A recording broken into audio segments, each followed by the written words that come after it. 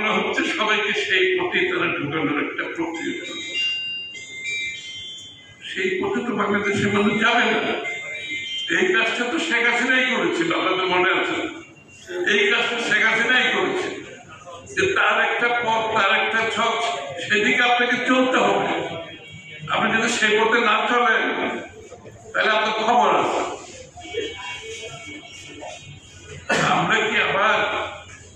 আমরা কি এখানে স্বেচ্ছাচারিতার কোনো বন্ধু খুঁজে পাচ্ছি?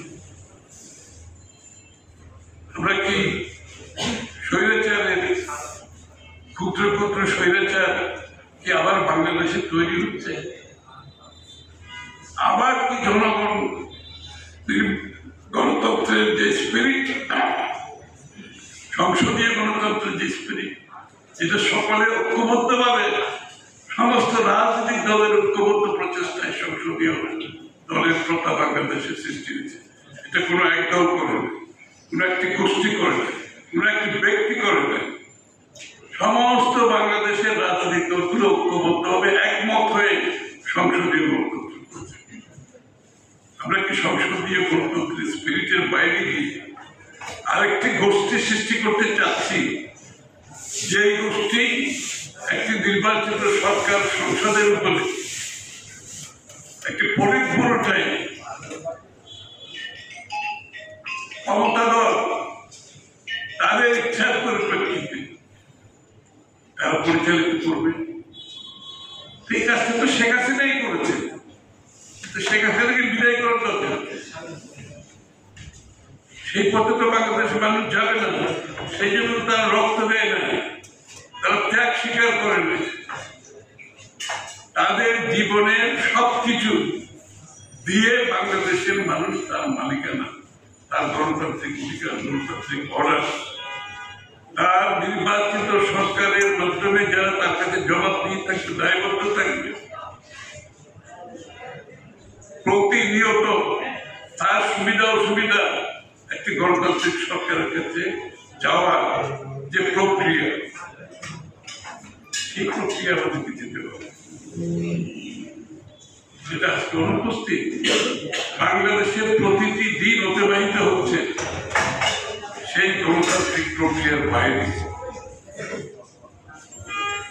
প্রতিনিধিত্বশীল সরকারের বাইরে,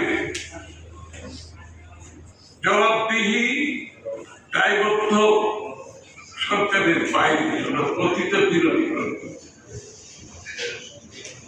জনগণের ইচ্ছার প্রতিফলন ঘটানোর বাইরে বক্তৃতা জায়গায় করছি না। গণতন্ত্রের পথে ফেরার যে আন্দোলন, জনগণের মালিকানা ফিরে পাওয়ার যে আন্দোলন, সেই আন্দোলন শেষ হয় না। যেদিন বাংলাদেশে পরিপূর্ণভাবে গণতান্ত্রিক অধিকার অর্ডার, দায়বদ্ধ সরকার, জবাবদিহি সরকার, জনগণের ইচ্ছার প্রতিফলনের মাধ্যমে যতক্ষণ প্রতিষ্ঠিত না হবে ততক্ষণ আপনারা মনে করবেন বাংলাদেশ থেকে স্বৈরাচার বিদায় হয়। আমি এতটুকু বললাম, আর কিছু বলবো না, বাকিটা আপনারা বুঝে নেন। এর জন্য আমাদের যে গণতান্ত্রিক আন্দোলনের সংগ্রাম, রাজনৈতিক সাংবিধানিক গণতান্ত্রিক অধিকার মালিকানা ফিরে পাওয়ার যে সংগ্রাম, এটা সমাপ্ত হবে যেদিন বাংলাদেশের জনগণ তাদের নির্বাচিত সরকার, নির্বাচিত সংসদ এর মাধ্যমে দেশ পরিচালনায় জনগণের অংশগ্রহণ, সমর্থন পরিপূর্ণভাবে পাবে। ততক্ষণ স্বৈরাচার বিদায় হবে না, ততক্ষণ স্বৈরাচার বিভিন্ন রূপে আসবে। শেখ হাসিনার স্বৈরাচারের একটা রূপ ছিল, কিন্তু এই অবস্থা থাকলে বিভিন্নভাবে স্বৈরাচার বিভিন্ন রূপে আমাদের সামনে উপস্থিত হবে।